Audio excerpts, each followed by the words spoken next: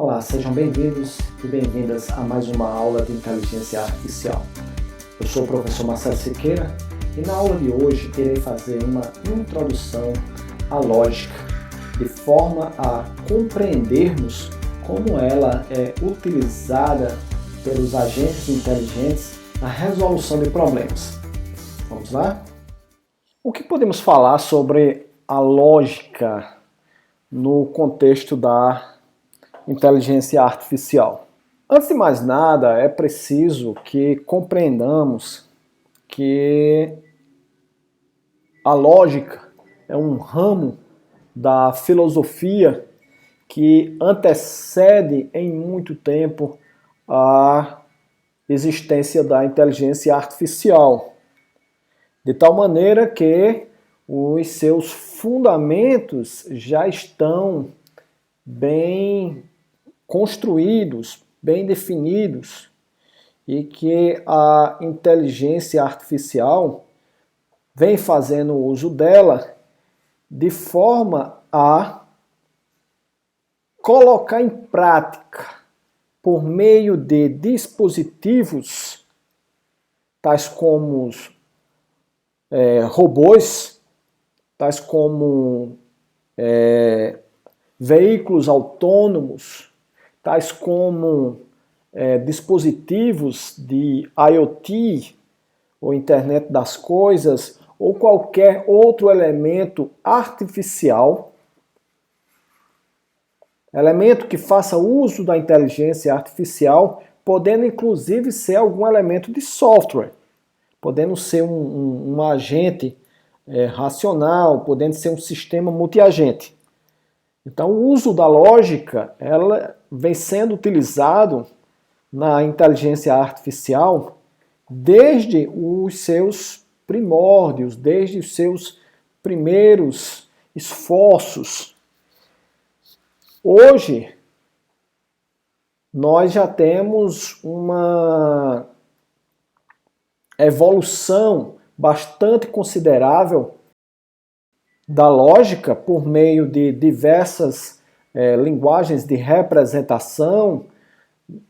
Houve um grande avanço nos últimos anos no que diz respeito ao uso de raciocínio automático, das linguagens de representação, de tal forma que essa é uma área que desempenha uma importância muito grande dentro da inteligência artificial. Então a lógica, ela envolve diversos campos da filosofia, como a metafísica, ontologia, epistemologia e ética.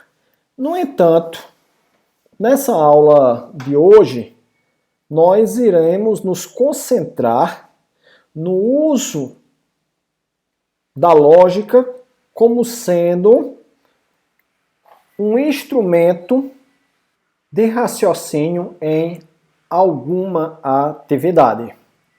Então, no caso, nós iremos nos concentrar aqui em abordar a lógica dentro da perspectiva da inteligência artificial.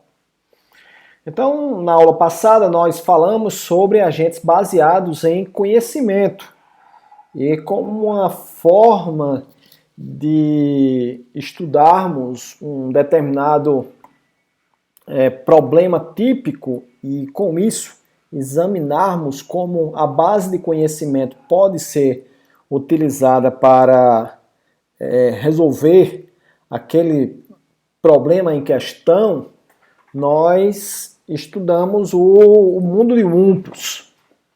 Então, na aula de hoje, nós vamos ver como é que os agentes baseados em conhecimento podem fazer uso da lógica para tomar decisões e resolver problemas.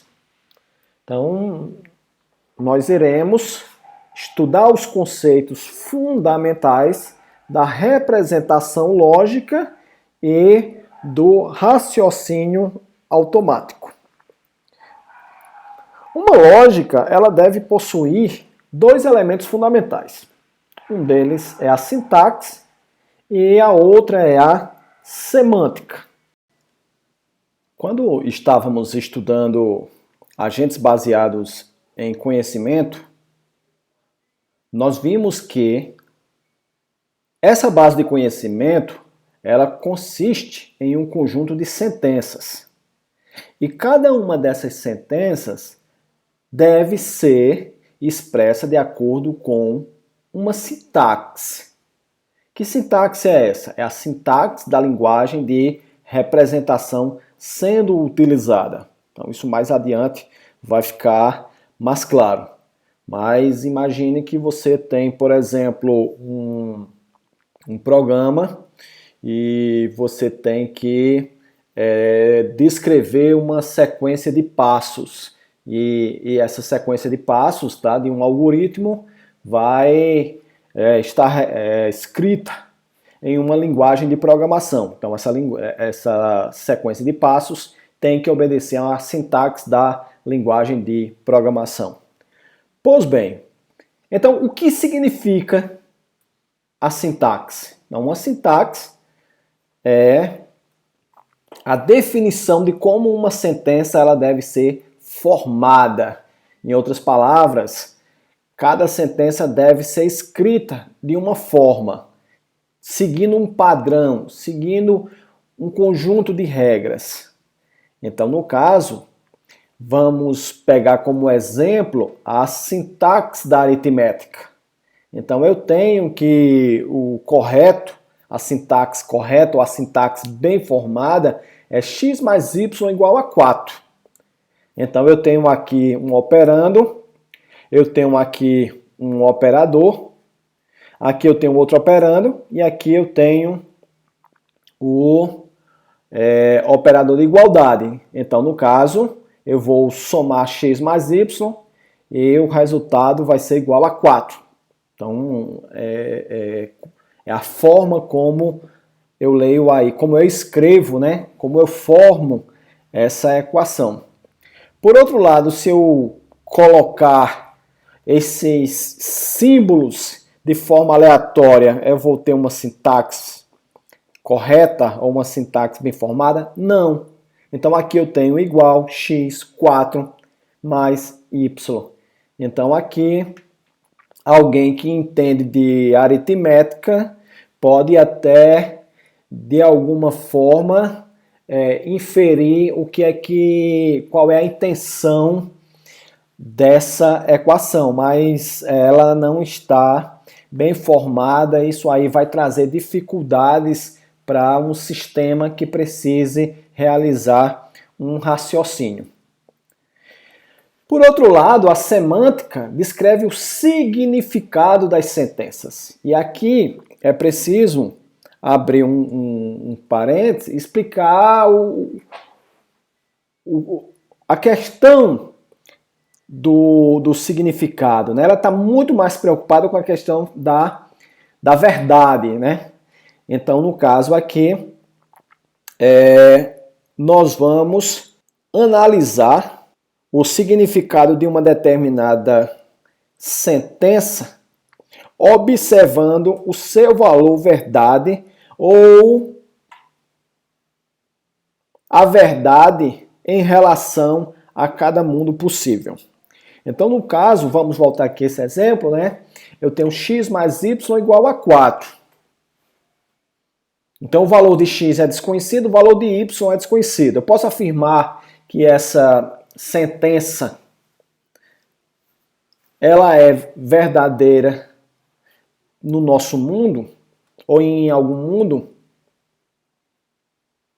Não. Eu só posso afirmar na hora que eu souber qual o valor de x, qual o valor de y. Então, essa sentença x mais y igual a 4, ela é verdade em um mundo. Então, eu não vou entrar em detalhe sobre essa questão da lógica dos mundos possíveis, porque isso aí é um assunto da filosofia. Na lógica também se estuda isso, mas eu não vou me aprofundar nisso porque o nosso enfoque aqui será outro. Mas o que é importante sabermos é que uma determinada sentença ela pode ser verdade ou não ser verdade em variações de um determinado mundo, dependendo dos valores assumidos. Então, x mais y vai ser verdade em um mundo no qual x é igual a 2 e y é igual a 2. X mais y igual a 4 vai ser verdade em um mundo em que x igual a 3 e y é igual a 0. Então eu faço.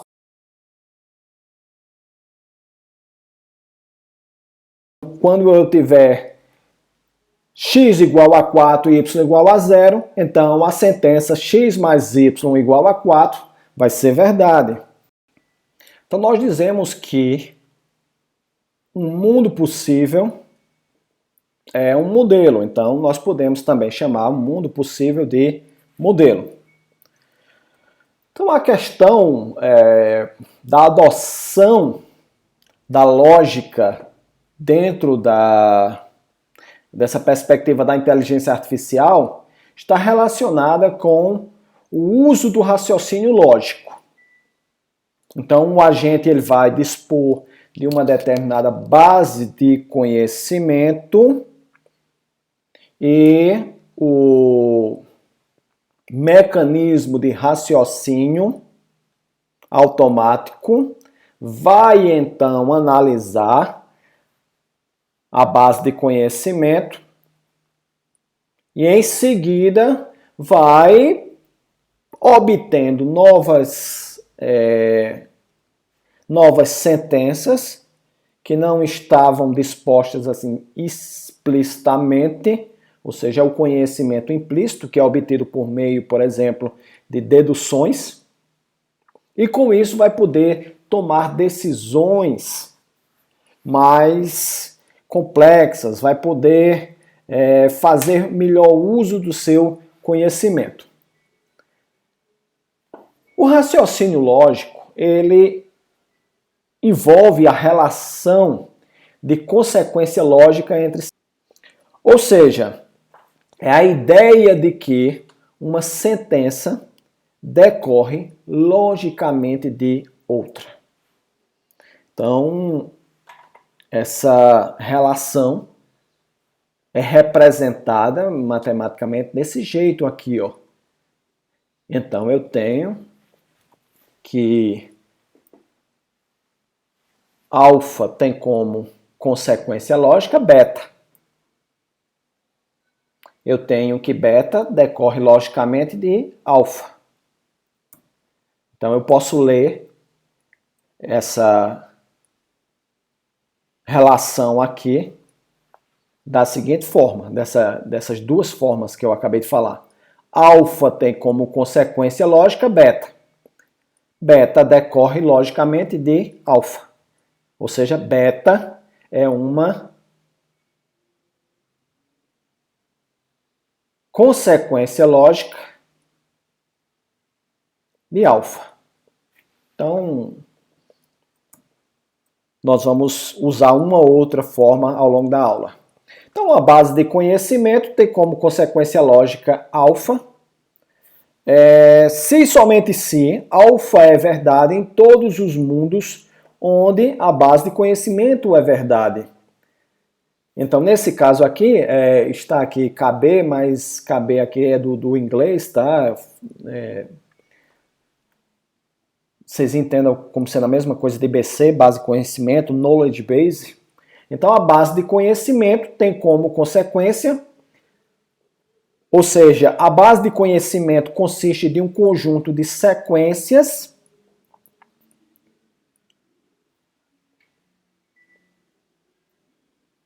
ou seja, a base de conhecimento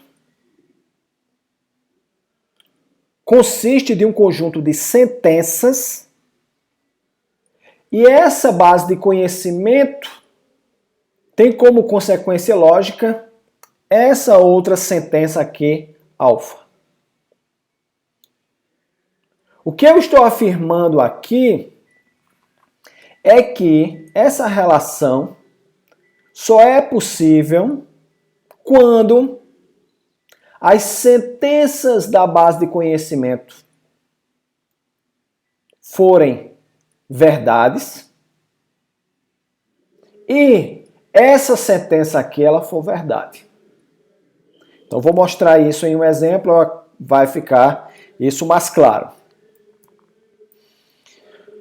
Bom, falamos anteriormente sobre modelos. Então quando estávamos aqui, voltando aqui um pouquinho, um mundo possível também é chamado de modelo. Então eu tenho, o que é um mundo possível, né? Um mundo possível é quando eu tenho aqui uma sentença e essa sentença ela é verdade dada alguma realidade, dada alguma condição.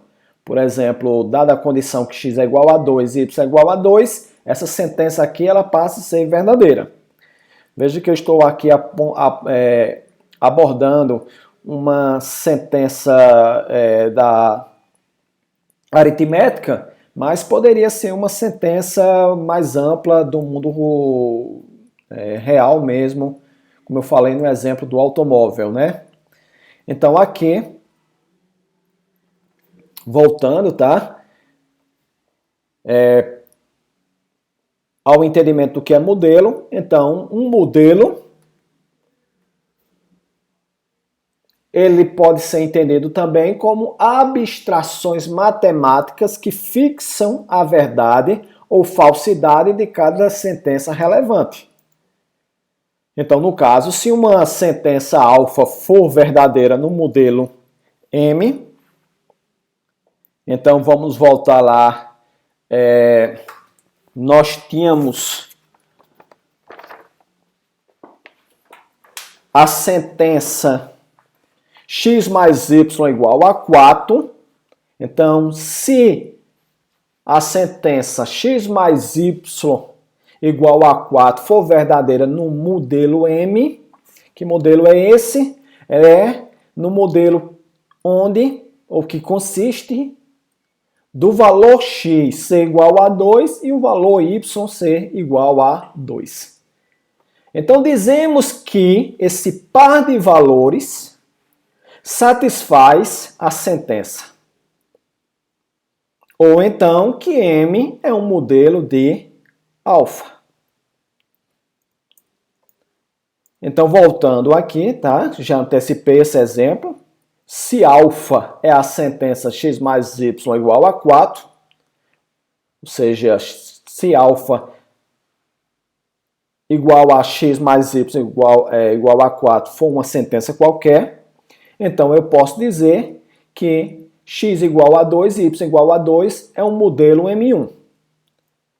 Então M1 satisfaz a sentença alfa.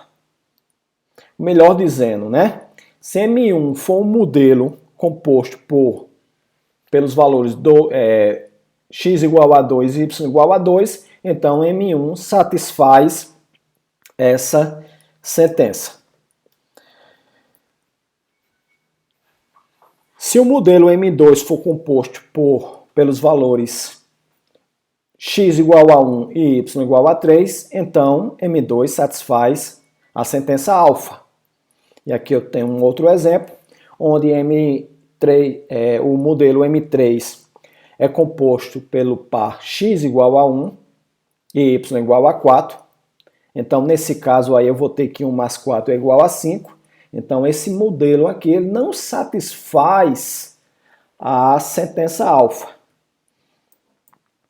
Vamos entender em que isso pode ser útil para um agente, né? Vamos trazer essa lógica para uma abordagem mais pragmática e que tenha mais a ver com o que nós estamos estudando em termos de agentes, né? Então aqui eu tenho o seguinte, eu tenho uma parte da caverna do mundo de Olympus. Então no caso, nessa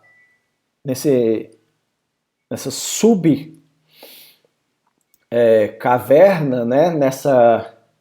Nesse extrato aí da caverna, o agente ele se encontra aqui na posição 2, 1. Então ele está aqui nessa posição e em sua percepção ele recebeu o valor de uma brisa. O que significa dizer isso? Só para relembrarmos. Significa dizer que em algum dos quadrados adjacentes ou em alguma das salas adjacentes existe um poço. Então, se ele está aqui, sentiu uma brisa, então existe um poço em alguma das posições. Em 1, 1, 2, 2, 3, 1 e assim por diante. Nesse caso aqui, o que está apresentado é o conjunto de todas as possibilidades. Então aqui eu tenho 2 elevado a 3 possibilidades. Então eu tenho aqui a caverna, desculpem, o poço na sala 2, 2, aqui 3, 1, aqui vai estar em 1, 2, aqui vai estar em 2 posições, aqui não vai estar em nenhuma, e assim por diante. Então são todos os mundos. O que acontece? O agente, ele dispõe de uma base de conhecimento. Em sua base de conhecimento vão estar contidas as informações relativas à regra do jogo do mundo de Olympus, ou seja, aquela que diz que se em uma sala houver uma brisa, nas salas adjacentes diretamente conectadas vai haver um poço, que existe um Olympus localizado em uma sala e que na sala em que ele se encontra vai ter um odor e assim por diante. Então essas regras, tá? Então o que acontece? Aqui tem o conjunto de possibilidades, de mundos. Resta saber quais deles são verdadeiros, né? Quais deles são possíveis dadas as regras, como eu falei agora, que estão na base de conhecimento, mas as percepções que ele teve até então. Então são 2 coisas que constam na base de conhecimento do agente. São as regras do mundo e o conhecimento obtido através das percepções nos passos anteriores que ele já realizou. Então o agente estava aqui na posição 1, 1 e ele foi para essa posição aqui 2, 1. Então nesse caso, quando ele chegou aqui tem uma brisa. Então ele já sabe que 1, 1 não tem Olympus, não tem ouro, não tem poço, não tem brisa. Então é uma posição segura. Então ele já sabe isso. Ele veio para cá. Então o que é que ele sabe? Ele sabe que aqui tem uma brisa, que aqui não tem Olympus, que aqui não tem ouro, que aqui não tem odor e assim por diante. Mas ele sabe que aqui tem uma brisa. Então a partir dessas informações, ele tem adiante, né, esses mundos possíveis, que ele não sabe qual é o verdadeiro. Então, como foi colocado, a base de conhecimento do agente consiste nas regras de mundo, as regras do mundo. No nosso caso aqui nós estamos falando do mundo de Olympus. Adiciona-se a isso o conjunto de observações que foram feitas até então. Então, se o agente ele se encontra na posição 2, 1 e a percepção que ele tem é que nessa posição tem uma brisa, Então, na sua base de conhecimento, ele vai adicionar essa informação, que em 2.1 tem uma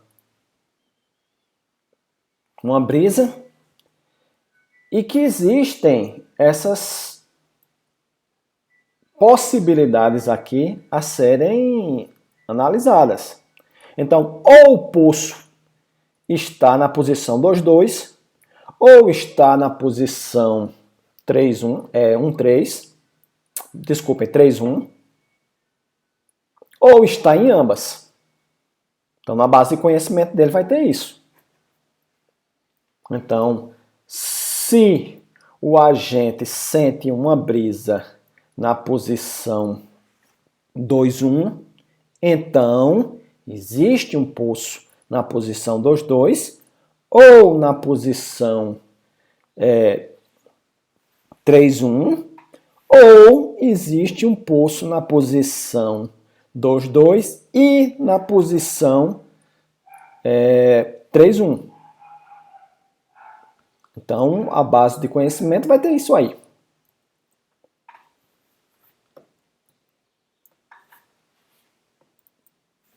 Vamos tomar, então, a seguinte sentença. Eu tenho que α1, é uma sentença qualquer, é igual a seguinte afirmação.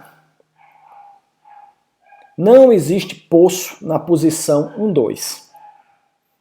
Então, a posição 1,2 qual é? A posição 1,2 é essa daqui de cima. Eu tenho 1,1, 1,2. Tá? Essa daqui. Então, essa sentença α1, ela é uma consequência lógica dessa base de conhecimento? Eu posso afirmar isso? Bom, eu estou afirmando que ela é verdade. Então, no caso aqui, na minha base de conhecimento, eu tenho que a posição 2 não tem poço na posição 2, não tem poço na posição 2 aqui em cima e não tem poço na posição 2 aqui em cima. Então, em outras palavras, eu posso afirmar que essa sentença aqui, α1, ela é uma consequência lógica dessa minha base de conhecimento. Então, eu posso representar dessa forma aqui, que a minha base de conhecimento do agente, ela tem como consequência lógica a sentença α1. Então, eu posso afirmar a partir da minha base de conhecimento que a sentença não existe poço na posição 1,2 é verdadeira. Então, tá aqui, ó. 1,2 não tem poço, 1,2 não tem poço, 1,2 não tem poço, 1,2 não tem poço. Certo? Então, diante dessa questão aqui, que não existe poço, isso aqui é verdade. Tá certo? Agora, se a sentença se modificar e eu afirmar que, por exemplo, eu tenho uma sentença α2 dizendo que aqui não tem um umpus, aí eu já não posso afirmar. Tá certo? Então, vamos adiante. Então, eu venho aqui e tenho uma outra sentença. Uma sentença α2. Não existe poço em 2,2. Opa, tá aqui, ó. 2,2. 2,2 essa posição. Então, no caso da minha base de conhecimento, ela consiste dessas três possibilidades, né, que nós vimos. Então, quando eu digo que não existe poço em 2,2, então o que acontece? Eu só tenho essa alternativa aqui. Quando eu afirmo que não existe poço em 2,2, eu estou falando a respeito das seguintes possibilidades. Eu tenho aqui essa configuração, essa possibilidade, como eu acabei de falar. Eu tenho aqui 2,2 não tem poço, aqui não tem poço, aqui também não tem poço e aqui também não tem poço. Essas três possibilidades estão circuladas aqui por essa linha contínua. Então, isso é a minha base de conhecimento. Essas possibilidades aqui, elas estão cercadas por uma linha tracejada. Então, nesse caso aqui, eu tenho minha base de conhecimento e na minha base de conhecimento apenas uma possibilidade que é o poço está na posição 3,1 ser verdade. E o que é que acontece? Eu tenho outras possibilidades de o poço não existir em 2,2, que é essa aqui e essa aqui. No entanto, essas três possibilidades, elas entram em conflito ou elas não são verdade na minha base de conhecimento. Essa é verdade na minha base de conhecimento, ou seja, afirmar que haver um poço na posição, que não haver um poço em 2,2 nessa configuração é verdade, vai estar presente na minha base de conhecimento, mas quando eu vou analisar essas outras aqui, elas não podem ser verdade. Por quê? Porque o agente já esteve na posição 1,1 e ela não sentiu odor. Se ela não sentiu, ela não sentiu uma brisa aqui nessa posição. Então não pode ter um poço aí. Então não pode ter um poço aqui, não pode ter um poço aqui. Então isso não pode ser verdade. Tá certo? Então, no caso, a minha base de conhecimento não tem, por consequência lógica, essa sentença alfa 2. Bom, a inferência lógica é uma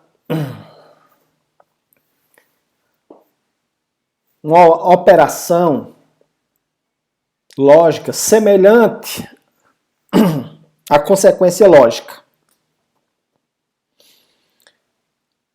Ela nos leva ao seguinte questionamento: quais sentenças da base de conhecimento são necessárias e como relacioná-las para obter uma determinada sentença?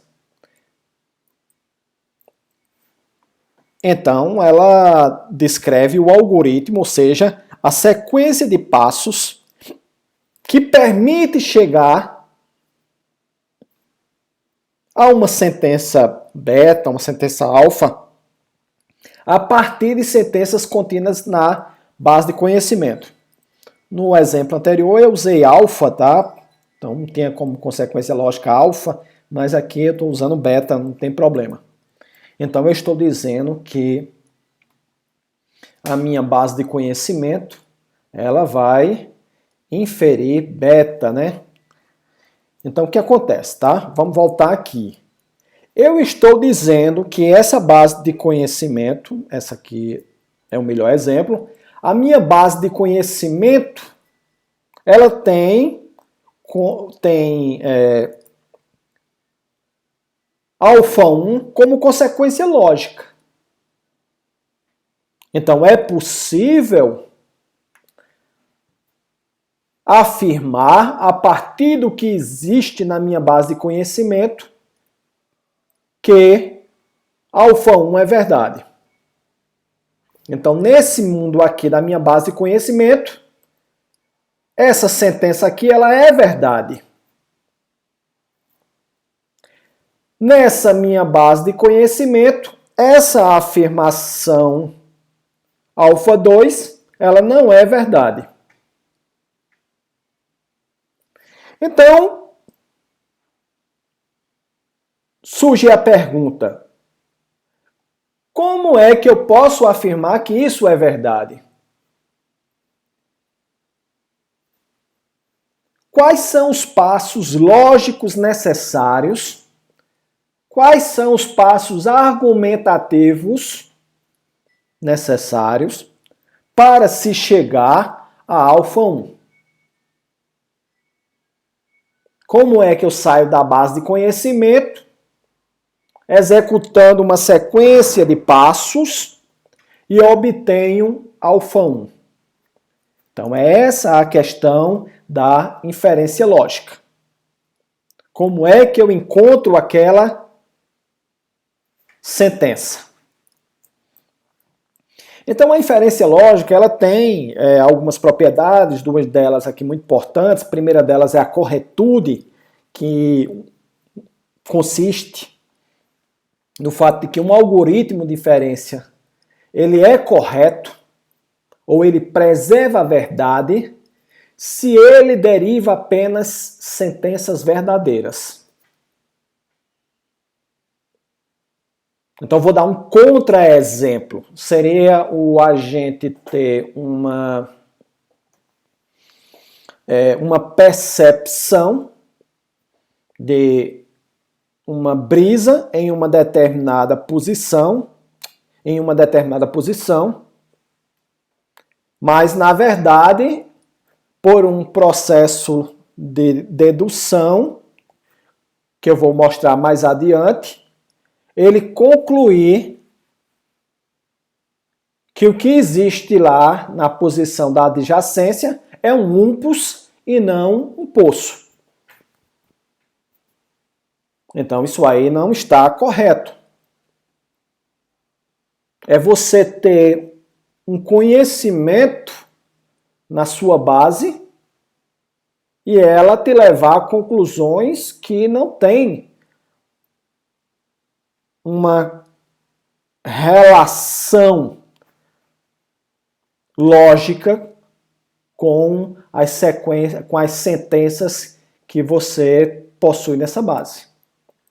Uma outra propriedade diz respeito à completude. Então, um algoritmo de inferência, ele é completo se ele derivar qualquer sentença lógica possível. Qualquer sentença lógica que ela deve levar a concluir. Então, por exemplo, se eu tenho na minha base de conhecimento o registro das posições por onde já esteve, e eu estou em uma posição na qual eu posso concluir, por exemplo, que tem um umpus nessas posições adjacentes. Então, se o algoritmo for completo, ele tem que concluir isso.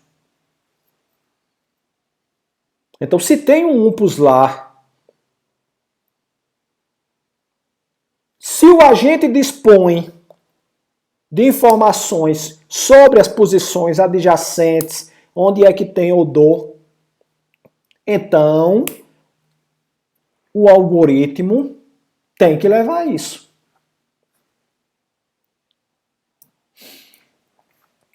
Por fim, nós temos uma questão de grande importância que diz respeito à fundamentação. Como é que nós conectamos os processos de raciocínio lógico e o ambiente real em que o agente existe.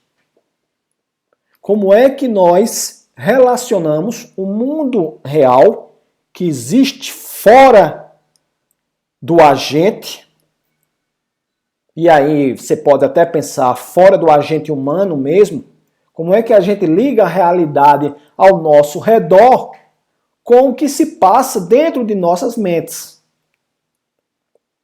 No caso do agente racional, como é que nós vamos relacionar o que tem em termos de configuração no mundo ao redor com a base de conhecimento? Então tem que ter uma ligação. Então tem que haver um sincronismo entre o que tem na base de conhecimento e o que tem lá fora. De tal maneira que, quando o agente tomar uma decisão a fim de executar uma determinada ação, essa ação ela tem que ter um efeito real. Então, se o agente, por exemplo, ele toma uma decisão de desviar de um determinado obstáculo, no mundo real tem que haver um obstáculo. Se o agente toma a decisão de seguir por um determinado caminho, tem que haver um determinado caminho. Então, como é que a gente sabe se a base de conhecimento é verdadeira no mundo real? A principal ponto para isso é que os sensores eles criam uma conexão com a realidade. É algo inspirado no ser humano, né? É algo inspirado nos seres vivos. São os sensores que criam essa conexão com a realidade. Então a gente sabe que o céu é azul, ou tem essa cor azul, porque nossos olhos, que são sensores, nos permitem obter essa informação da realidade. A gente sabe que o solo ele é rígido, porque nós temos sensores também debaixo dos nossos pés. Nós sabemos que está calor porque nós temos sensores de temperatura no nosso corpo. Assim como os robôs possuem sensores. Então são os sensores que viabilizam a noção de realidade e que deve preservar o conceito de verdade, de mundo possível, na base de conhecimento. Então, se uma sentença ela está na base de conhecimento, então ela existe no mundo real. Então, se na base de conhecimento do agente eu tenho uma informação de que em uma determinada posição existe uma brisa, então significa dizer que no mundo real, naquela posição, existe uma brisa. Se na minha mente existe a informação de que à minha frente existe uma mesa, então, como uma forma de sincronização, no mundo real tem que haver uma mesa naquela posição. Do contrário, ou existe um problema nos sensores, e aí é uma questão muito importante que nós devemos tratar, diz respeito à qualidade dos nossos sensores, ao estado de manutenção dos sensores, de como está se dando o processo de obtenção e análise das informações obtidas pelo sensor. Deve-se analisar como a arquitetura de subsunção está funcionando. O que é essa arquitetura, professor? É aquela que vai receber uma imagem, por exemplo, através de uma câmera de vídeo, de fotografia, e vai transformar aquele frame em uma sentença, por exemplo, ou em dados para serem colocados numa base para serem analisados por um mecanismo de redes neurais, árvore de decisão ou alguma outra processo de alguma técnica de machine learning.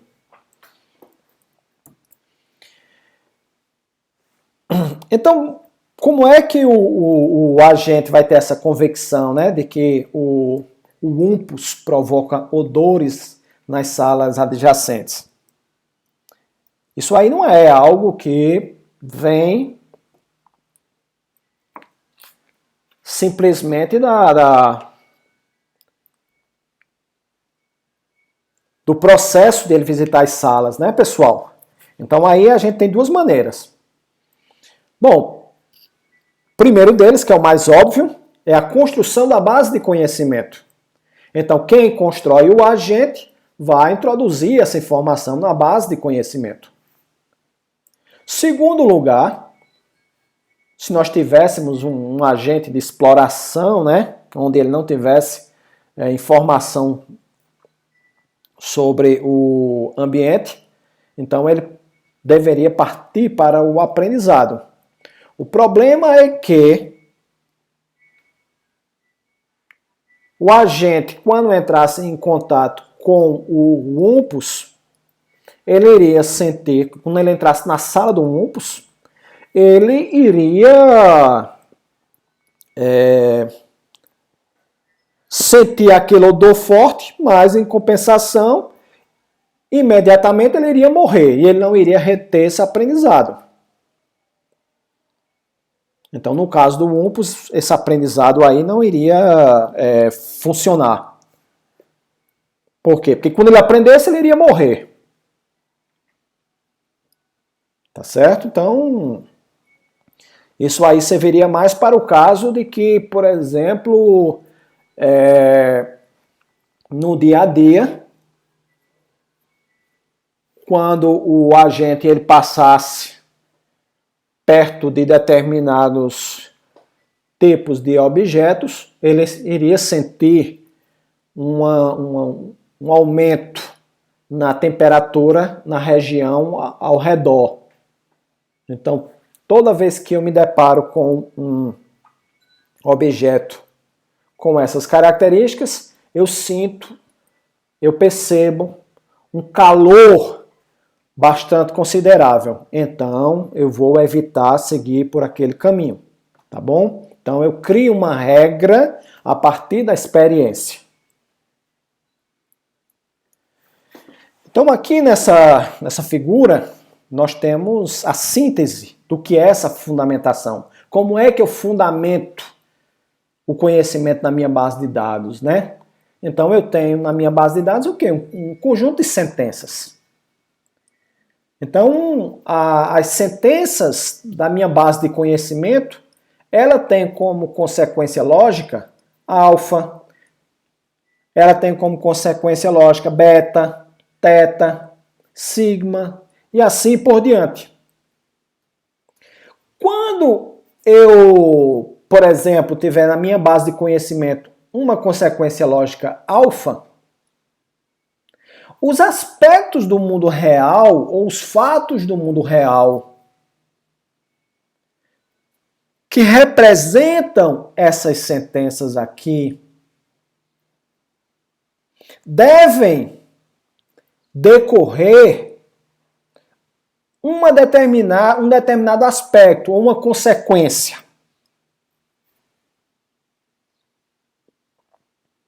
Então, por exemplo, eu tenho que o leão é um animal carnívoro.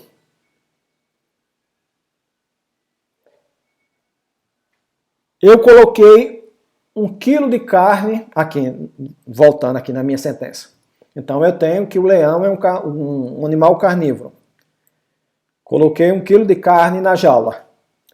O que é que vai acontecer aqui nas minhas sentenças? Bom, está na minha base de conhecimento, aí eu tenho um mecanismo de raciocínio, que é que vai implementar um algoritmo, vai analisar essas duas sentenças, e aí vai concluir o quê? Que o leão vai comer essa carne. No mundo real, isso tem que ser verdade.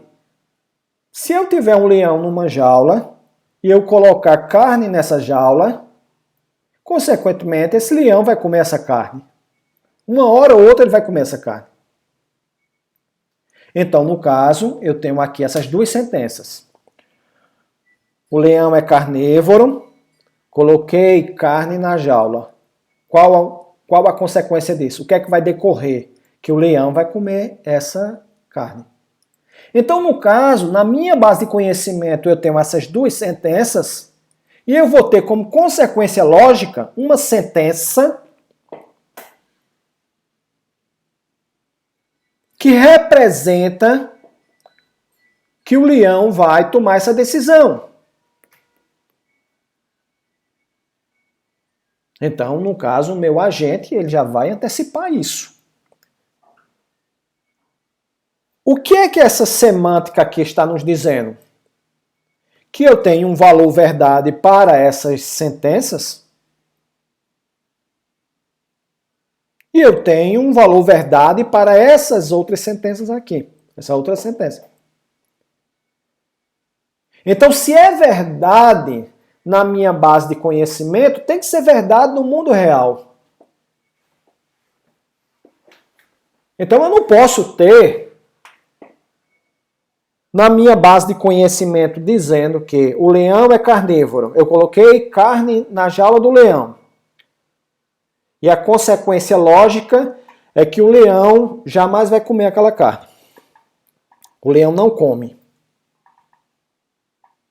Tá certo? E no mundo real tem uma coisa diferente. Por quê? Porque na hora que você coloca esse código em um agente racional, quando você coloca num robô e ele vai para o mundo real, ele vai tomar uma decisão diferente. Vamos pensar aqui num veículo autônomo. Então, o veículo autônomo ele vai ter um conjunto de regras, vai ter um conjunto de sentenças. Ele é um sistema híbrido, né? Ele tanto é um sistema lógico como ele é um sistema conexionista, baseado em aprendizado de máquina.